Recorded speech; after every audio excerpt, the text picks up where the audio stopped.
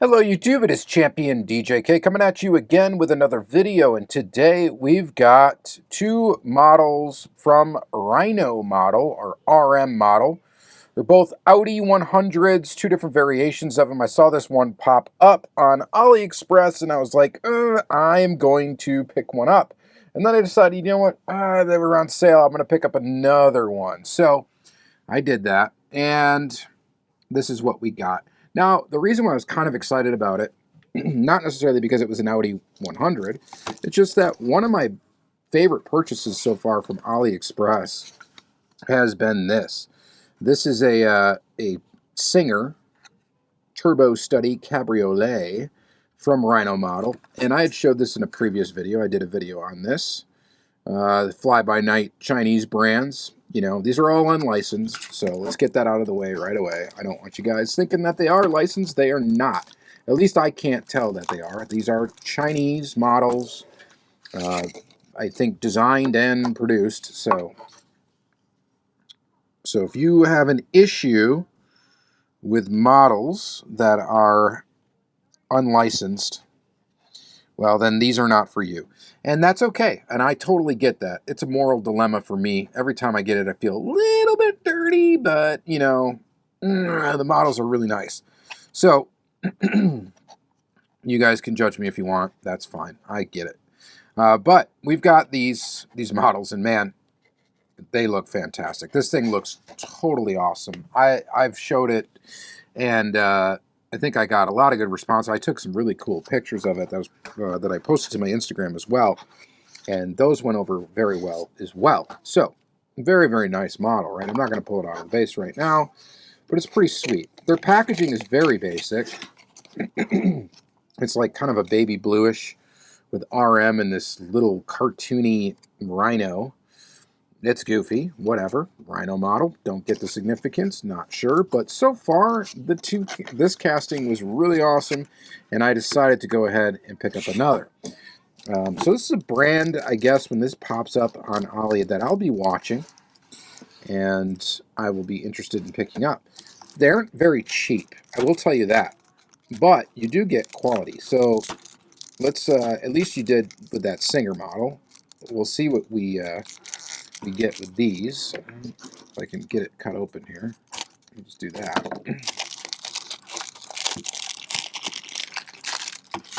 And I'm going to just rip the packaging off of each one of these. We can get that out of the way.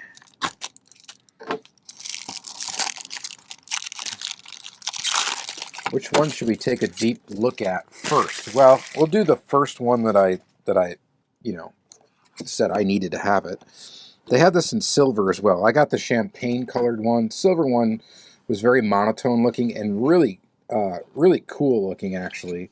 But I decided to go with the champagne one. I just don't have enough cars that are in champagne color. But take a look at this model. I have no idea the rhyme or reason as to what cars they pick and why. This is an Audi, of course, 100. I don't know of any other diecast manufacturer that's necessarily done this in 1/64 scale, so maybe that's a factor. Not sure. But let's go ahead and get this one off of base. By the way, the bases are very standard fare for what you're going to find for a premium model with an acrylic case. So you got the acrylic case, you've got this little metal plaque that says Audi 100 on it. Nothing on the base, just one screw, and then of course this other packaging is very minimal as well. And we don't really care about packaging, of course, we care about the model itself. Screws nice and easy to take out. It's not in there super tight or anything. First thing, you know, you're going to ask, if you could, is does it roll? And the answer is absolutely, it does roll. The Singer actually rolls as well. So that's really neat that we have a rolling model. And pretty minimal on the base. There's zero writing on the bottom. We do get little reflective stickers on the side mirrors. We get inserted taillights, color blocked, which look pretty darn good. And then we've got the Audi logo up front, of course, and representative headlights that are casted into, or plastic molded and put into the body. And the headlights look actually pretty good, pretty darn good. So detail-wise, this is, right up there with, nearly anything in 1/64 scale. Really nice. I love the little Audi. These wheels are cool. The little Audi logo there. And look how sharp the graphics are. Not a hard logo to do, I'm sure, but I mean, pretty nice. Pretty nice and detailed there. Oh, Audi right there as well. And the windows are up. We've got a very detailed interior in the form of, how it's molded. I don't really see any colors or anything in there, like there's graphics, like there was with this beautiful model. But really cool little piece. So Rhino model. I think I'm going to try to I'm going to look up some other castings by them. They might have some that came up before the Singer.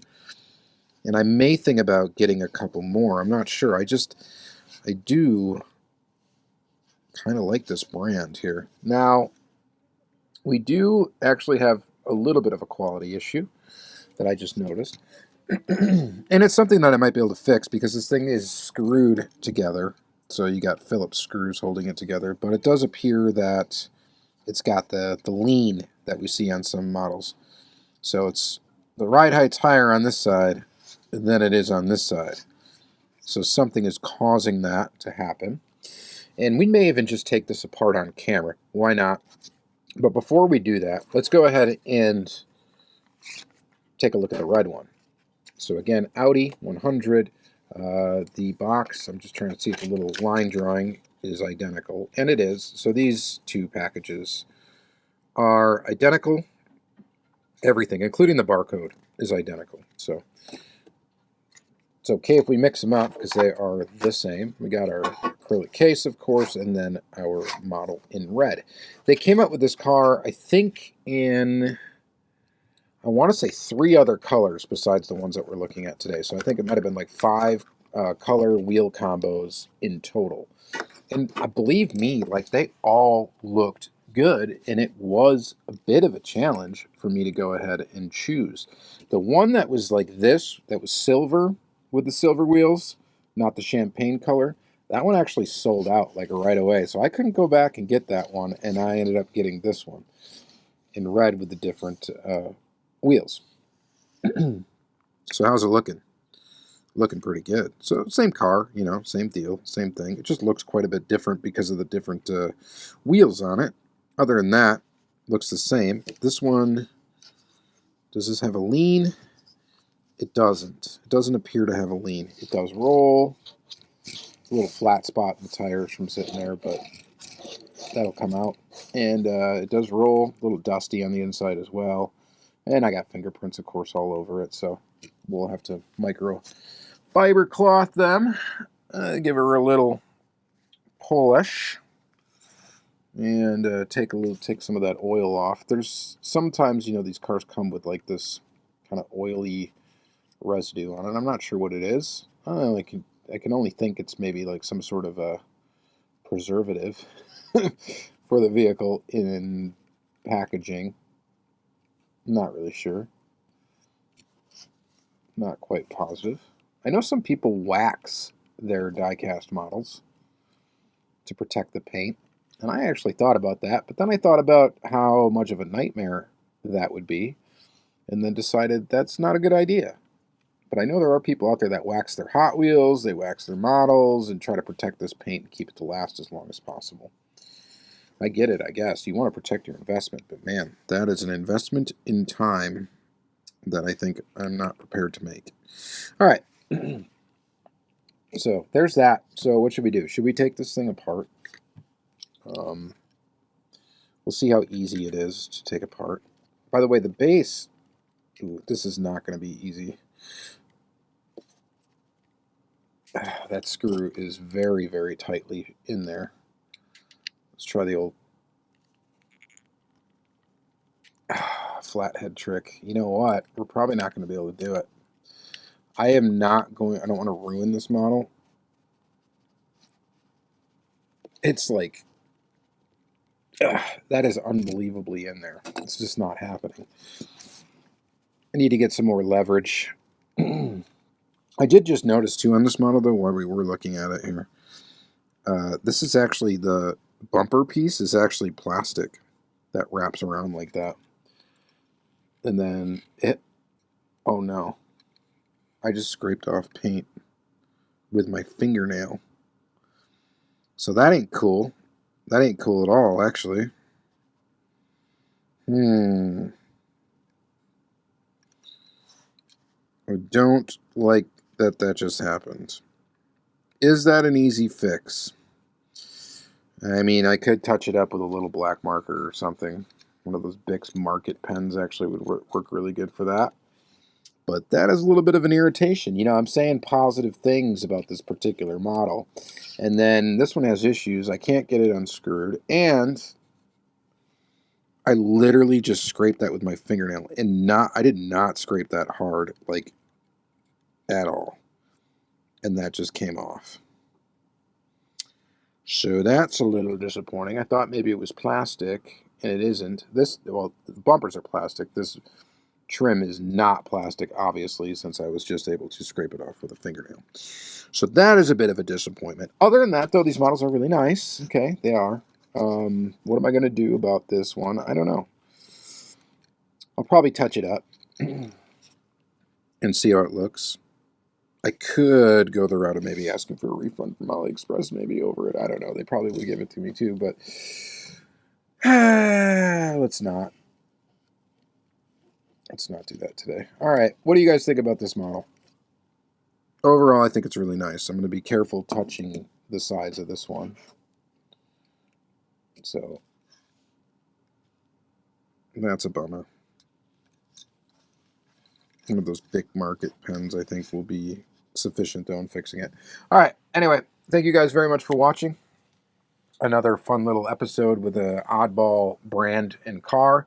Appreciate it. Thank you very much. And this will be in the Premium Import Diecast playlist.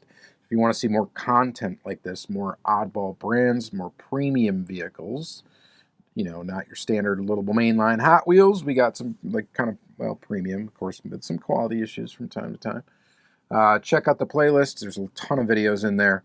And thank you very much, and have a good day.